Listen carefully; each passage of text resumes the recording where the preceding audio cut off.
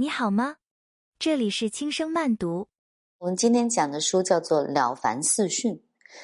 书友们有没有想过，我们常常说的命运究竟意味着什么呢？如果每个人的命运是注定的，那是否应当安于自己的命运？如果命运不是注定的，我们应该怎么改变自己的命运呢？明代的一位思想家也在思考这些问题，所以真问题从来都不孤独。那这个人呢，就用一生的思考和行动找出了答案。他就是《了凡四训》的作者，原名叫做元表，后来改名元皇。那了凡呢，是他给自己取的号，意思是结束凡俗的生活。袁了凡的著作有20几本，涉及到了农业、历法、军事、音乐、几何、佛学等等诸多领域，一看就是一个好奇心爆棚的人。那么影响最大的就是这本《了凡四训》。那书名非常的老实，就是一个叫袁了凡的人留下的家训。所谓四训，是指他从4个方面对自己的后代子孙提出了教诲和嘱托，所以这是一本长辈写给后代子孙的人生教科书。因为是写给自己家的小辈们的，所以特别的诚恳，特别的实在。和我们现在的家族中的长辈一样，总是希望孩子们能够延续家风，生活顺遂，所以常常把自己的人生智慧记录下来，把人生经验分享出来，苦口婆心，想要帮孩子们少走弯路，顺顺利利的把家族一代一代传承下去。那家训其实对中国人来说特别重要，我们的人生哲学、价值观、生活方式等等，都最能够从一部家训中看出。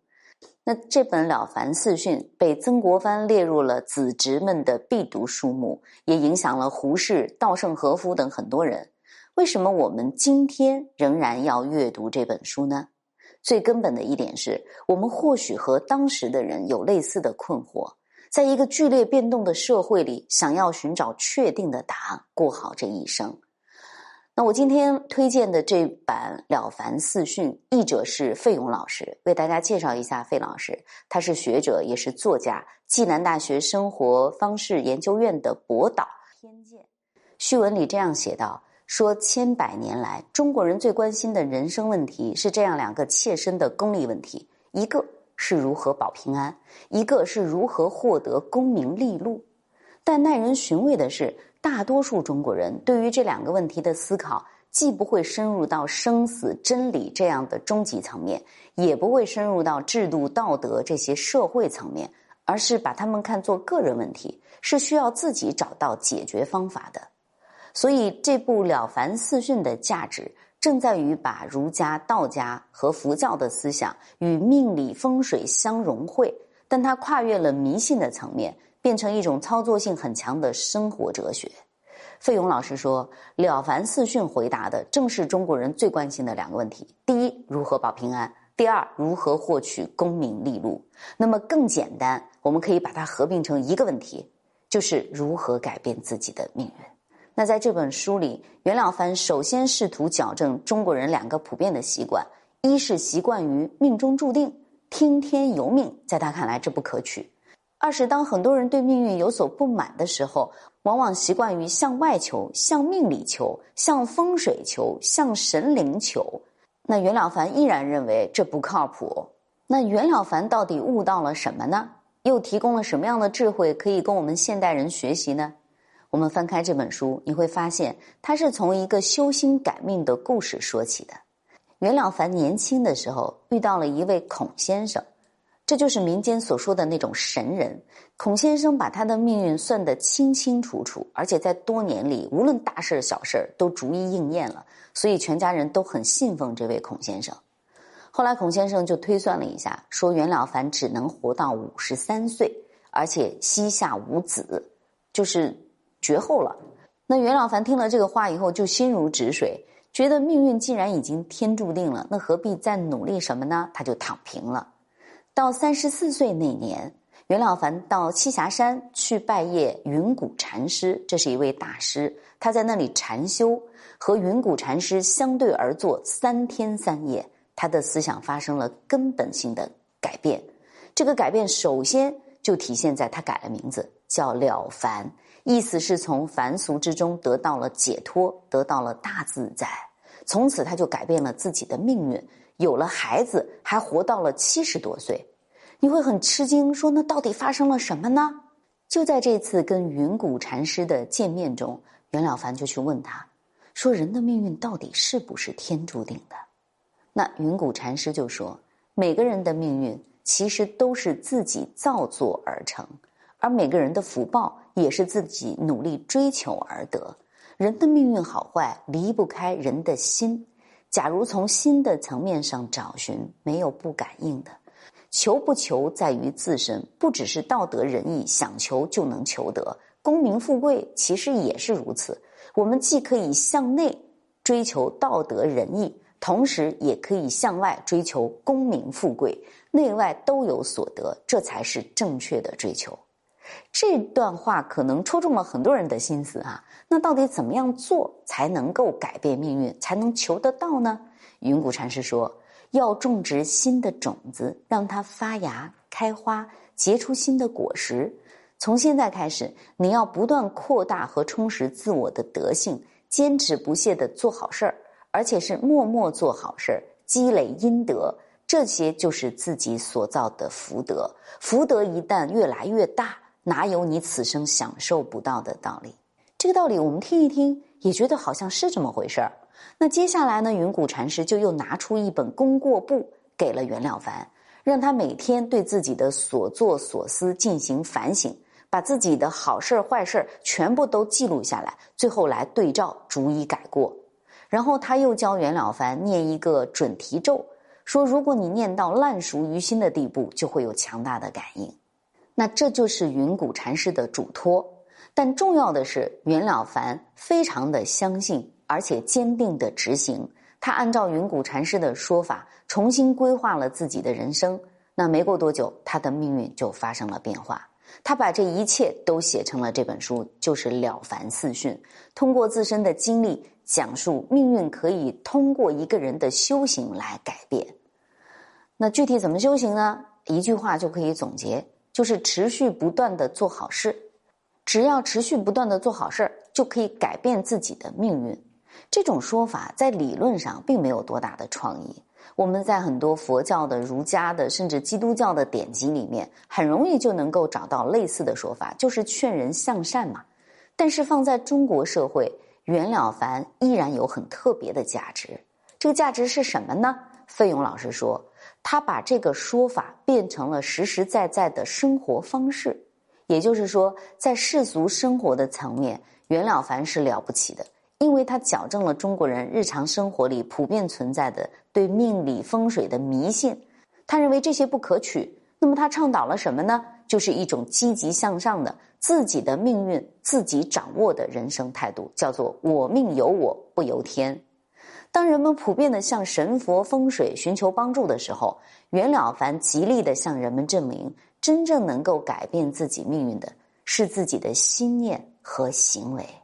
如果我们想要财富，想要名望，那就修炼成与财富名望相匹配的心态、思想、品德和能力。只要你做到这些，那么你想要的东西就会随之而来。所以没有什么东西能够真正保佑一个人一路锦鲤，永远好运开挂。但是我们自己的所想所为能够让命运发生改变。那么综上所述，我就把它总结为一句话，说怎么改命呢？一个人的心就是他的命运，就是这句话。这就是袁了凡一生的实践，他根据云谷禅师的开示，心安理得地度过了自己的一生。那读完这本书，你可能会发现，袁了凡不是什么大文豪，也不是什么大官，用现在的话来说，他只是一个普通的公务员。只不过他有强烈的求知欲，广泛涉猎哲学、天文、农学、水利等等方面的知识。可是学这些有什么用呢？在古代中国，这都算不上什么有利仕途的学问。所以袁了凡的官并没有当得很大，袁了凡的名望也不是很大。他最大的官就是做到县令，还当过军事官员，出征朝鲜。当时的朝鲜正在遭受日本的侵略。那他一生中大多数的时间就是在自己的家乡嘉善，就在浙江这个地方读读书、写书、教育子女，也许他自己都没有想到，这本家训竟然成了传世之作。那这本书其实并不长，他提出了4种修养身心的方法，是用文言文写作的，我们就来看一下具体是怎么操作的。这4篇，第1篇叫立命之学，第2篇叫改过之法，第3篇积善之方，第4篇谦德之效。也就是说，通过这4种方法的修养身心，我们就能够拥有自己的好命。我们来细细的讲一下哈。首先，第1训，立命之学。所谓立命，就是要创造命运，而不是被命运左右。在栖霞山静坐禅定的时候，是云谷禅师挑战了袁了凡对于宿命论的信仰，说你怎么能够躺平呢？就针对人的命运是否有定数，2个人进行了一番的讨论。那袁了凡就说，我是很沮丧的，因为那个神人孔先生说我会英年早逝，而且膝下无子。那云谷禅师就反问他说，那你认为自己应该得功名，应该有儿子吗？袁了凡就想了自己过去的所作所为，沉默了很久，他就说，我不该得科第，也不该有儿子。为什么呢？他开始反思，说我难以考取功名，是因为自己心胸狭窄，恃才傲物，很少行善，十分福薄，所以呢，我不配坐在那个位子上啊。那我难以拥有儿子，真的是因为平时性情不好，经常发怒，也很少帮助别人，喜欢喝酒熬夜，平时说话太多等等，这都给自己的身心带来了损毁。那等他说完这些，云谷禅师就认为他是有所领悟了，然后进一步的提醒他说，世界上的人是想1000金财富，或者想100金财富，或者应该饿死，其实取决于个人心性业力所造成。那明白的人呢，就知道这是个人的努力和境遇不同所导致的，但糊涂的人呢，就全部推到命不好上，说这是命里头注定的。其实呢，上天只不过是顺水推舟，推我们一把罢了。譬如善良的人呢，自己能够积德，天呢就会像正在生长的东西那样，下一些雨露去滋润他的福德，帮助他得到自己应有的福报。而恶的人呢，自己尽管造孽，天也不过像要讨伐的东西那样，降一些风雨去吹倒他，让他得到应该得到的惩罚。所以这段话给了袁了凡很大的启发。云谷禅师就接着说，不过既然你能说出自己的种种短处，那就表示你已经晓得了自己的不对之处。如果把种种的不是尽量的改掉，昨日种种譬如昨日死，今日种种譬如今日生，能够做到这样，那就是你重新再活一遍了。就是经历了这样一番长谈，袁了凡醍醐灌顶，他就下决心要在以后的岁月中改变自己。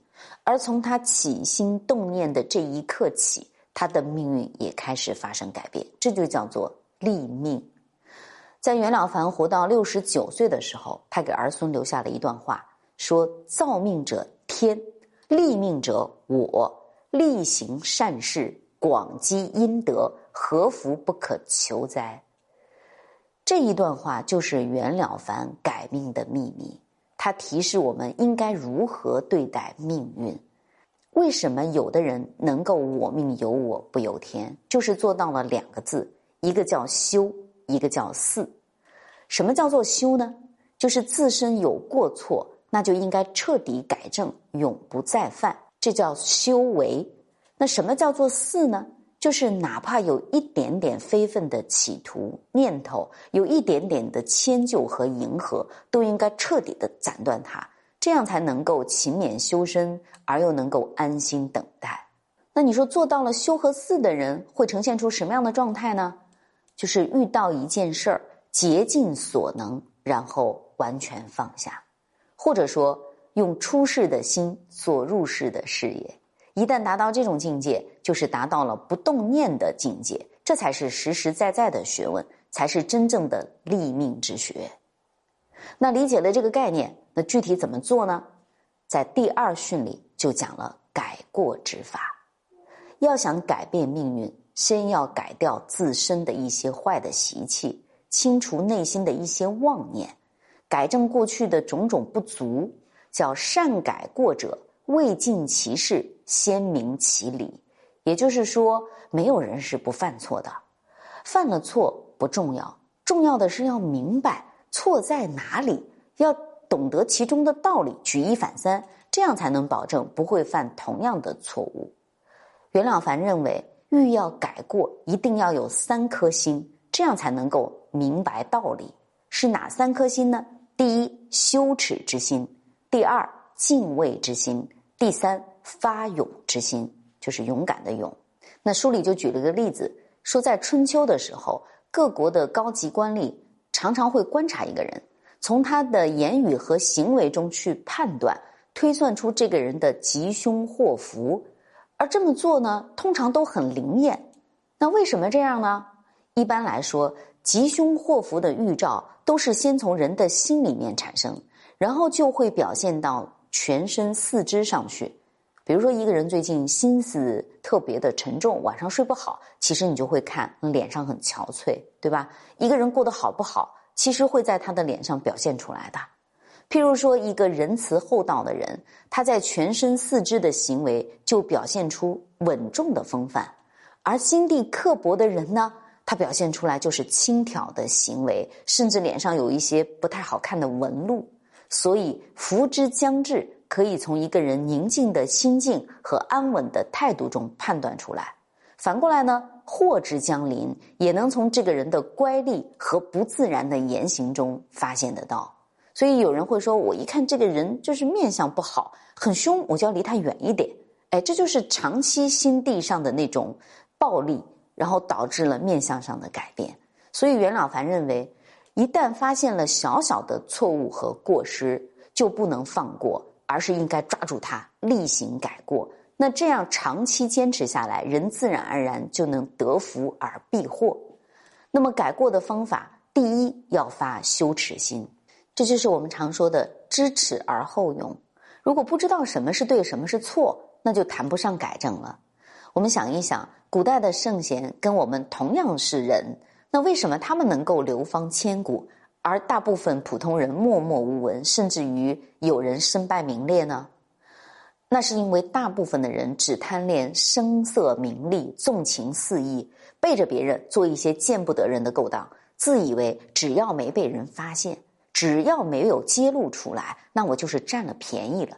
还因为这些暗地里的做法洋洋得意，那个恶长期积攒下来，就渐渐地把一个人变成衣冠禽兽，而他竟然不自知。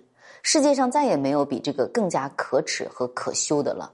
孟子就说，知耻心是十分重要的，能够做到知耻就是圣贤，不知羞耻为何物，便等同于禽兽了。所以就是要睁着雪亮的眼睛，盯着自己内心的念头，不要轻轻地放过任何一个恶念。那么改过的第二个方法是要有敬畏心。人生在世，一定要有敬畏的东西。古人说，举头三尺有神明，有所敬畏，人做事情就不会太出格。无论过去怎么样，如果一个人有了强烈的悔改和善念，那就足以洗涤100年的罪恶。打个比方，就像是幽闭了1000年的黑暗山谷，只要有灯光照进来，哪怕只是一线灯光，就一下子可以破除1000年的黑暗。所以过错不论大小，或者不论犯了多久，只要知错能改，从现在立即改掉，就是了不起的，难能可贵的了。那第三呢，改过必定要发一直向前的勇猛心。所以我们会常常发现身边有这样一种状况：第一，很害怕说对不起；第二呢，会说了对不起也没什么用啊。这就是一个人有了过失而不肯改，给自己找的借口，那就是存着一种得过且过的侥幸心理，所以才不能够正视这个问题，然后也就不能够解决这个问题，那个伤口永远停在那里，其实它不会好啊。所以逃避和畏缩都不能够帮助我们进步，改过就一定要起劲用力，当下就改，不能拖延疑惑，也不要今天等明天，明天推后天。那小的过失就像尖刺戳在肉里，要赶紧拔掉。那大的过失呢，就像毒蛇咬了手指一样的厉害，怎么办呢？赶快切掉手指，不要有丝毫的犹疑和延迟的念头。这就像《易经》中的易卦说，风起雷动，万物都生长起来。那厉害就是这么大的，如果不改，拖着拖着也会生长起来，长得很大，直到难以收拾。如果立即能够纠正，就像是冰逢春日，必能消失瓦解。当我们练习拥有了这3颗心之后，我们就能下定决心改过。一般人会有3种做法，叫做从事儿上改，从理上改，还有从心上改。这是3个阶段，那做法不同，所得的功效也不同。在袁了凡看来，改过最上最高的方法还是修心。能修心，就可以让自己的念头立即清净。那么只要坏的念头一动，自己就能够觉察，然后就能够立即把心停住不动。那心不动，坏的念头就消失了，也就不会再犯了。这个就叫做动心起念。比如说看到那里别人的钱包打开的，那我到底伸手还是不伸手呢？念头一动，自己先管住自己，察觉出这是羞耻的，然后克服掉它，然后呢勇敢的去面对这件事儿，观察自己的念头，逐步的剔除掉心里的杂念，这就是一个很好的方法。所以一个人如果放纵自己的念头不断的长大，造成了后果，最后说我是愿意承担后果的，那这依然是不明道理的表现，这就是笨人。因为最后那个后果可能非常难以承担，或者代价惨重。那书里举了一个例子，说春秋的时候有一个很有名的官叫瞿伯玉，他在20岁的时候已经能够做到天天检查自己的过失，力求改善。那到了21岁呢，又发现了以前所改的并不彻底，这就是一个人的觉察进步了。到了22岁再来回顾上一年，就好像在梦中一样，就是每一年都觉得过去的那个自己依然有可以改进的空间。就这样一年一年的过去，一年一年的逐步修正自己，直到瞿伯玉50岁那年，他还是觉得过去的49年都是有过失的。所以袁了凡就说，你看古人对于改过，对于自省的讲究，还有这种精益求精，是非常值得我们学习和钦佩的。如果能够做到吾日3省吾身，把自己当做一块美玉，天天月月年年的雕琢下去，那最后我们就成为了一个品行很上乘的人了。那接下来我们来说说第3训，叫做积善之方。这是在改过之后，人们就能够着手来积善了。积善就是改变命运非常重要的一关。在这一篇中，袁了凡提供了10大类善行作为指南，提醒大家说，平时可以多做这样的事儿，慢慢的你的好运和福德就会一点一滴的攒起来。包括什么呢？叫与人为善，爱敬存心，成人之美，教人为善，救人危急，兴建大利，舍财作福，护持正法，敬重尊长，爱惜物命。这10个方法我们一看基本上都能够看得懂。他主张的呢都是行善积德，在不计名利的心境下去尽力的帮助别人，就像光一样的去照亮和温暖别人，那么所有的福德就会回应到自己的身上。但和很多求神拜佛的小册子不一样，了凡四训的可贵之处是在这第3训里教会了我们一些观念上的厘清，比如说辨别什么是真善，什么是伪善。怎么分辨呢？他就讲，从前有几个读书人去拜见天目山的高僧，叫中峰和尚，就问这位大和尚说，佛家讲善恶的报应如影随形，那为什么有人一直行善，但是他们家子孙就不发达不兴旺呢？然后另外一个人，他明明是个恶人，但是家门昌盛，这不是很不公平吗？中峰和尚听了以后，便叫这几个人把他们所认为的善事和恶事说出来。他们就开始列举了，说这个善人跟恶人有什么区别呢？比如说打人骂人就是恶，敬人礼人就是善啊。有的人说这个贪财妄取就是恶，廉洁守道就是善。大家就七嘴八舌，把平时看到的种种善恶行为都做了一个对比。听他们说完之后，中峰和尚却慢悠悠地讲，说你们说的都不一定对呢。如果为善而不明其理，往往就会产生自以为行善，其实是造孽的行为。我们曾经看到那个社会新闻，就是有几个人他就去放生，然后怎么放生呢？去买了各种什么鱼啊、乌龟啊、鸽子啊，还有那个毒蛇都拿去放生。第一，这肯定会误伤到别人。第二，当你不断的去买这些东西去放生，那么就会形成一个利益的产业链，导致很多人去捕捉这些动物，然后就是为了卖钱交给你去放生。所以他到底是做对了还是做错了呢？这里面就有几个重要的观念有必要梳理一下。首先，我们对善恶的辨析要有曲直之分。什么叫做曲直呢？书里面就讲说，全是救济世人的心就叫直，如果有一些讨好世俗的心就是曲；全是爱人的心是直，如果有一丝对世人怨恨不平的心就是曲；全是恭敬别人的心是直，若有一丝一毫玩弄世人的心就是曲。这是应该细细的去分辨的，所以你不能看他嘴上是怎么说的，而是应该去细细的辨别他的心地。举个例子，现在的人看见小心谨慎很听话的人，大概都会称他为善人，就会很看重他。但是古时候的圣贤却宁愿欣赏那些志气很高、只向前进或者坚守原则不肯乱来的人，哪怕这些人并不合时宜，或者常常会得罪别人，但圣贤依然认为他们值得赞扬。至于那些看起来小心谨慎但是却无用的好人，虽然整个乡村里的人都很喜欢他，但是圣人却说这种人个性柔弱，随波逐流，没有志气，是伤害道德的贼。从这里我们就可以看出，圣人和普通人对于善恶的看法取舍是大不相同的。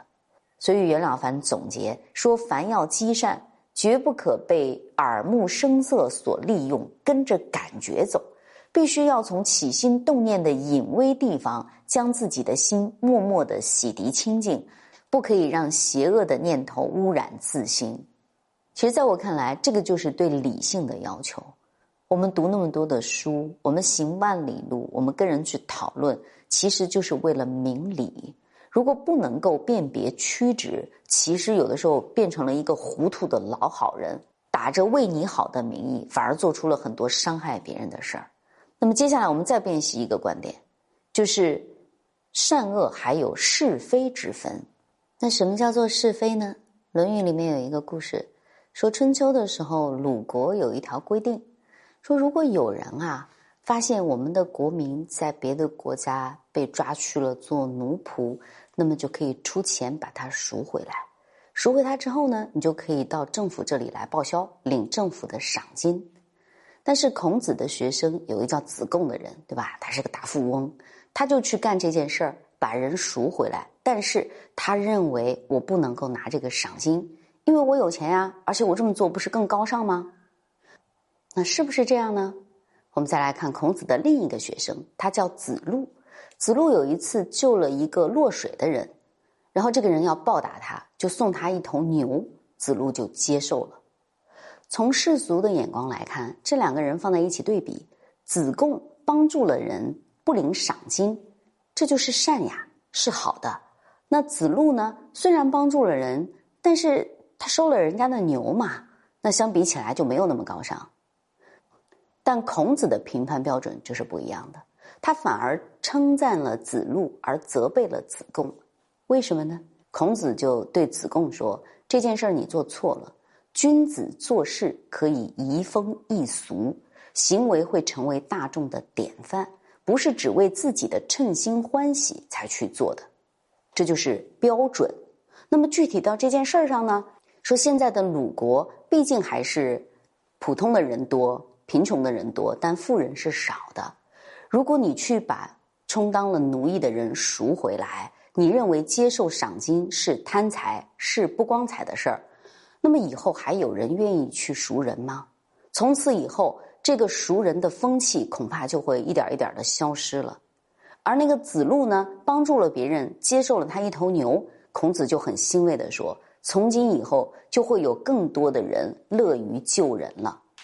所以因为一个肯救，一个肯谢，这才会让它成为风气流传下去。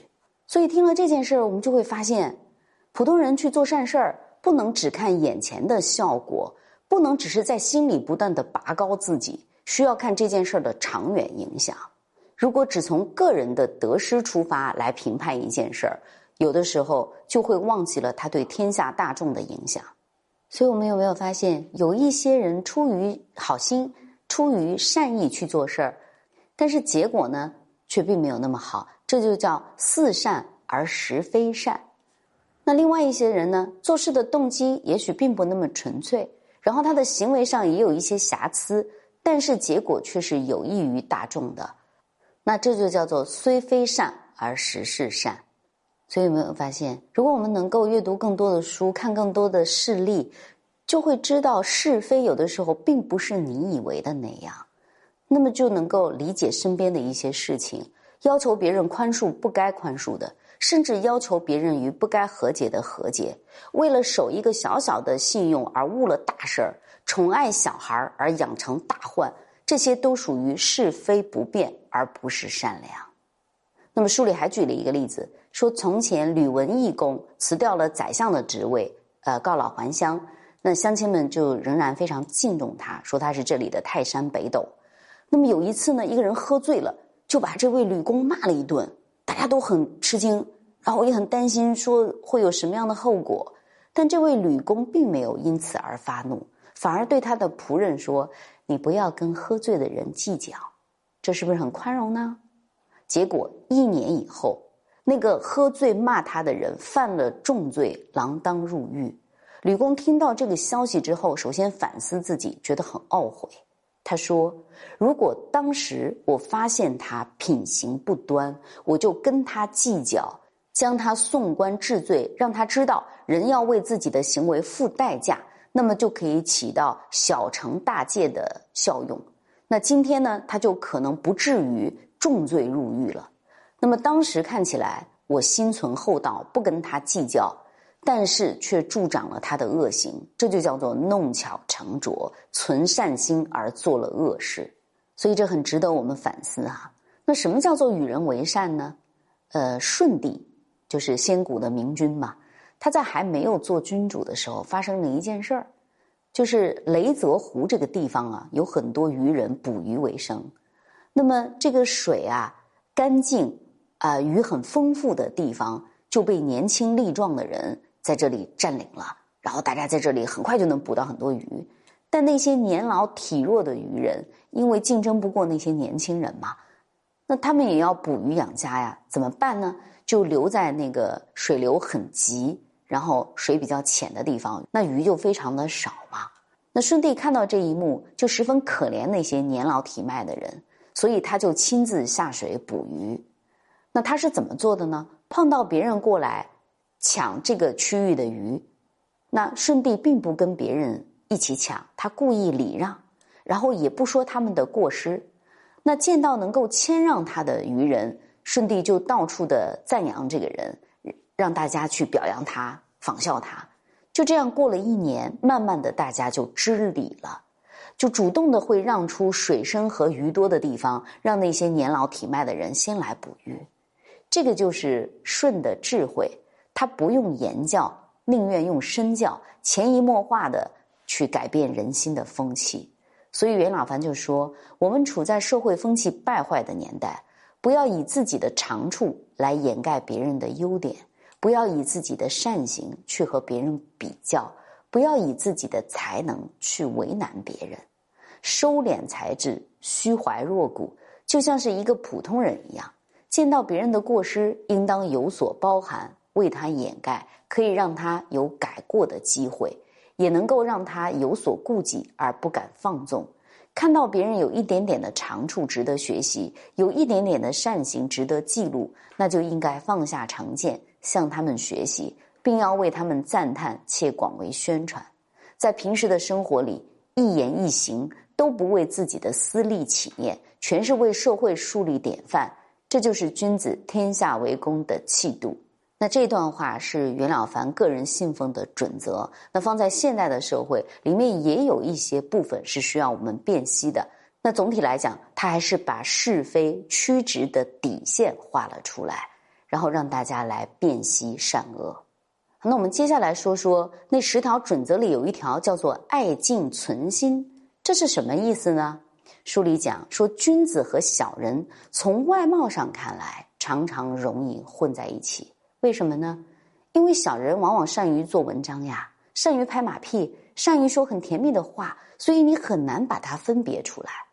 那么孟子就说，君子所以与常人不同之处，就在他们的存心啊，就只能用存心来辨别君子是善，小人是恶。那你说存心怎么辨别呢？如果你能够洞彻人心，就会发现他们的分别就像黑白二色，绝对相反不同。君子所存的心是爱人敬人的心。比如说，人虽然有远近，有亲疏，有尊贵的，有低微的，有聪明的，有蠢笨的，有道德的，有下流的，这都是千千万万的不同种类。但是君子会想，他们都是我的同胞，和我一样有生命，有血有肉，有感情理智，所以我们要能够处处爱人，处处敬人，这就是圣贤。圣贤的发心是要让世界上的人都平安快乐，而不是盲目的把它界定为你是我的对立面，所以你就不值得怜悯啊！你跟我有仇，所以我就不能帮助你。懂了爱敬存心，就懂得成人之美和救人危急。举例来说，如果把一块里面有玉的石头随便的丢弃，那么这块石头也就跟瓦片沙粒一样一文不值了。但如果把这块石头好好的加以雕刻和琢磨，那么它有可能成为极其贵重的美玉和徽章。那么人也是这样啊，人的进步，人一点一点的剔除不好的习气，全靠有人提引。那么通常的人对那些跟自己不同类的人都会有厌恶感，说你是异己，你跟我想的不同，所以我就不理你。我说你是我的对立面，三观不合，我就孤立你。这其实是很危险的。我们可以扩大来想，一个社会如果不善的人多，善的人少，那么做善事就常常容易失败。善人处在世俗里，就会常常被恶人欺负，很难立得住。那遇到这种情形，就应该纠正那些邪恶不正的人。那看到别人做了一件善事，或者这个人立志向上，就应该好好的引导他，提拔他，让他成为社会上的有用之才，或者夸赞他，激励他，扶持他，来鼓励他坚持这个行为，然后成为大家的风气。那同样呢，如果看到一个人被孤立，被冤枉，仅仅是因为他跟你看法不一样，那这么做就丧失了对他的善意。所以发现一个人由于他是少数而患难颠沛的时候，应该要发现他的痛苦，觉得那个痛苦就像在自己身上一样，赶快设法来解救他，替他辩白冤屈，替他分担，务必要让这个人能够立身于社会，而后才算尽了心，这种功德就是最大的。那我们也可以看出袁了凡的这个想法其实是非常理想的。那我们接下来讲什么叫做舍财作福呢？我们都想着要发财，要赚很多很多的钱，这样才有安全感。舍财是一件很难的事儿，但是佛门里的万种善行，以布施是最重要的。说到布施，就是一个舍字，叫什么都舍得。一个人所有的一切，没有一样不肯舍掉的。那些能够有大成就的人，就是身心清净，没有烦恼，他就像佛一样了。那你说我做不到怎么办呢？如果不能什么都舍，就要先从钱财上来着手布施。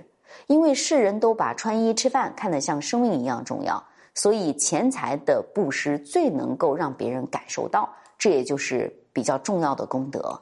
如果一个人能够痛痛快快的施舍钱财，对自己而言可以破除吝啬的毛病，那对别人而言可以救济他人的急难。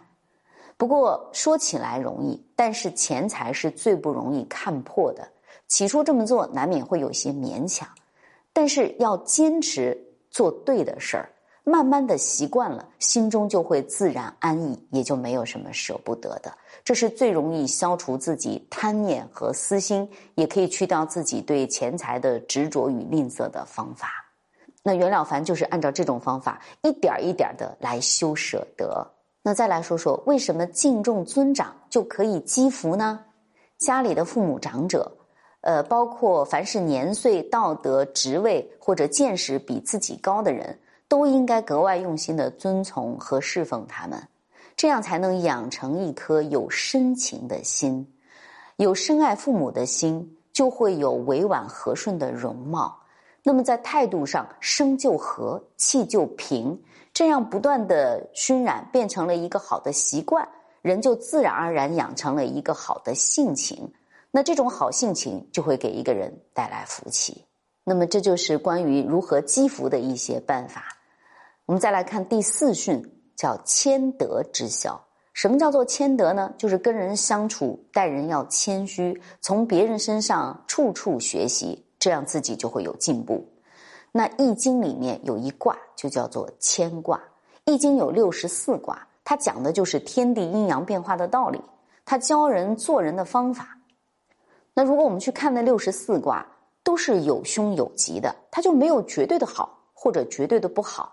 那凶卦呢，就是警戒人要去恶从善；吉卦呢，就是教人要日新又新，天天进步。但是很奇怪，独有这个谦卦，它的每一爻都是吉祥的。所以也就是说，如果做到谦虚，无论怎样都是好的。谦卦上面就说，天的道理不论什么，凡骄傲自满的就要使他亏损，而谦虚的就要让他得到益处。而地的道理呢，不论什么，凡骄傲自满的也要让他改变，不能让他永远满足。而谦虚的呢，就要让他滋润不枯萎，就像低的地方，流水经过必定会充满它的缺陷。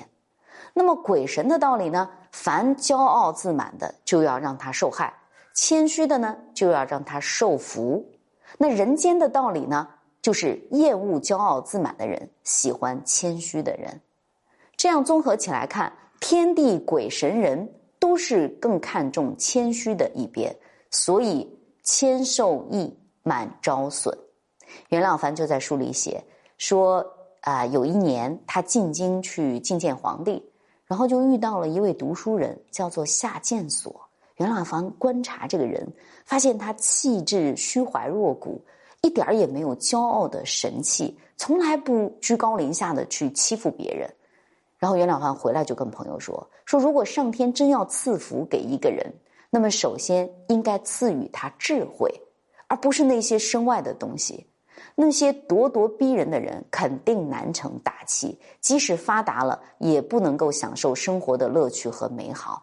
而稍微有一些见识的人必定不会心胸狭窄，所以气度看起来很宽宏，这就相当于打开了门让福泽进来，而不是关上了门把福泽挡在外面。所以古人有几句老话说，有志于功名者必得功名，有志于富贵者必得富贵。这个志指的是什么呢？就是一个人要有远大的志向，要有大的格局和胸襟，就像树要有根一样，人要立定这种伟大的志向，必须在每一个念头上都要谦虚，即便遇到像灰尘一样极小的事情，也要给别人方便，也要去包容理解别人。能够做到这样，那么命运的福报就能够由自己决定了。这就是命由我做，福自己求。